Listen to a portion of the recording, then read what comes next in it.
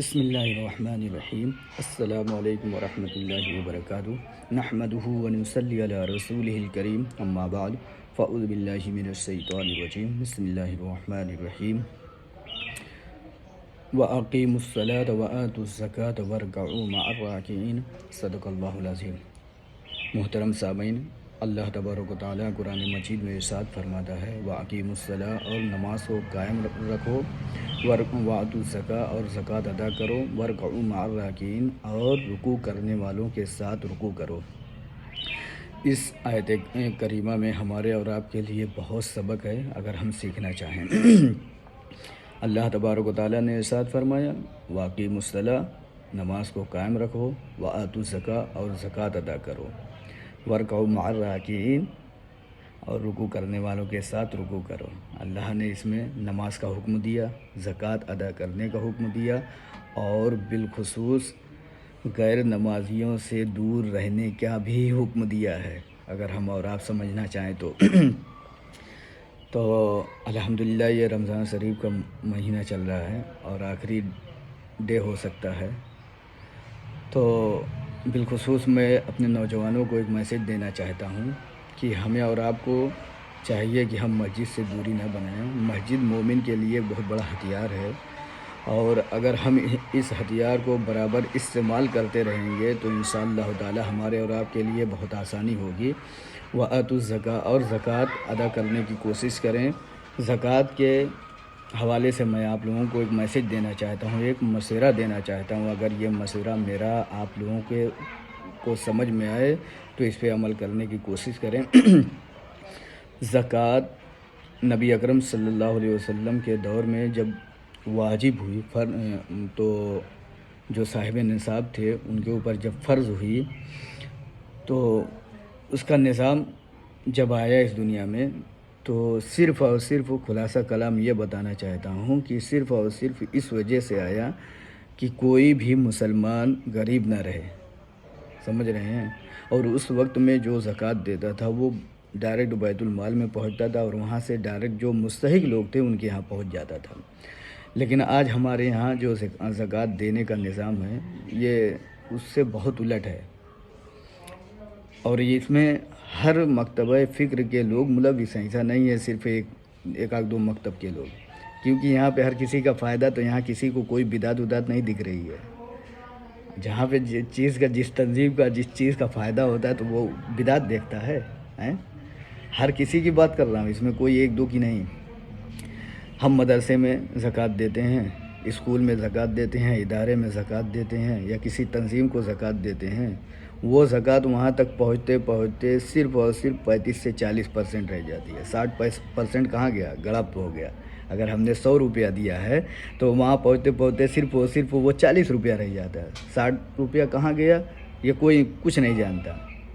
سب سے بڑا کرپٹ ہمارے یہاں اس ایشیا میں زکوٰۃ پہ ہے۔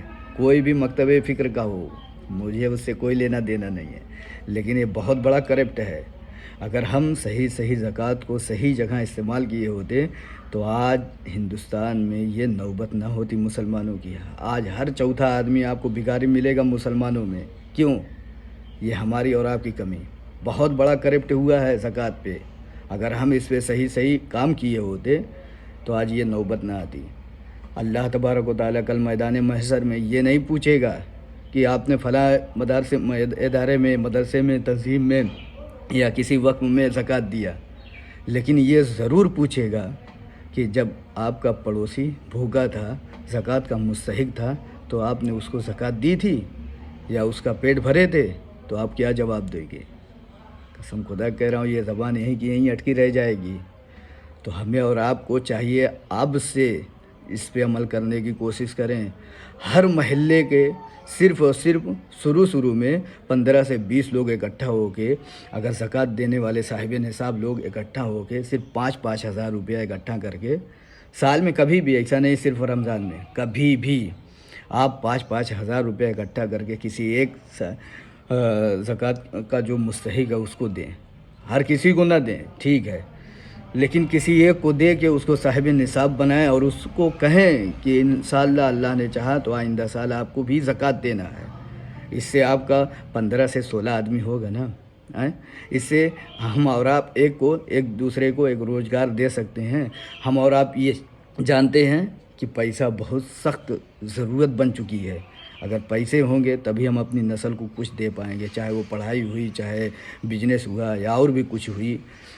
تو جب ہمارے پاس پیسے ہوں گے تبھی ہم کچھ کر سکتے ہیں۔ تو کیا میری رائے آپ لوگوں کو سمجھ میں آ رہی ہے؟ تو آئیے مل کے ہم اور آپ اس پہ کام کرنے کی کوشش کریں۔ انشاءاللہ تعالیٰ زیادہ زیادہ 15 سے 20 سال انشاءاللہ محلے کا نظام بدل جائے گا۔ ہم اور آپ ادھر ادھر بہت بانٹتے ہیں، قسم خدا کی جب سے میں اس پہ ریسرچ کیا ہوں، سوچا ہوں، میرا دماغ ایک دم پھٹا جا رہا ہے کہ ہم لوگ کہاں ہیں یار۔ اللہ نے نعمت صرف ہمارے اور آپ کے لیے بنائی ہے۔ اللہ تبارک و تعالیٰ نے جتنی بھی نعمت دنیا میں بنائی ہے اشرف المخلوقات سب کے لیے بنائی ہے، تو یہ سب کا حق ہے۔ اب اس کو اس کو حاصل کرنا ہمارے اور آپ کے اختیار میں ہے کہ حرام طریقے سے حاصل کریں یا حلال طریقے سے، لیکن یعنی اس کو حاصل کرنا ہمارا اور آپ کا ہی حق ہے۔ تو کیوں نہ ہم اور آپ مل کے ایک نظام بنائیں، ایک ایسا نظام بنائیں جس سے ہر آدمی کا بھلا ہو۔ انشاءاللہ تعالیٰ صرف اور صرف ہم اور آپ 20 سال کام کر دیں، بہت کچھ بدل سکتا ہے۔ اگر صحیح ہمارے دل میں اگر صحیح خلوص ہے، دین کا خلوص ہے، تو نہیں تو سب بیکار ہے۔ کوئی کتنا بھی آدمی نصیحت کر لے سب بیکار ہے۔ استغفر اللہ رب من کل ذنب واتوب الیہ وما علینا الا البلاغ۔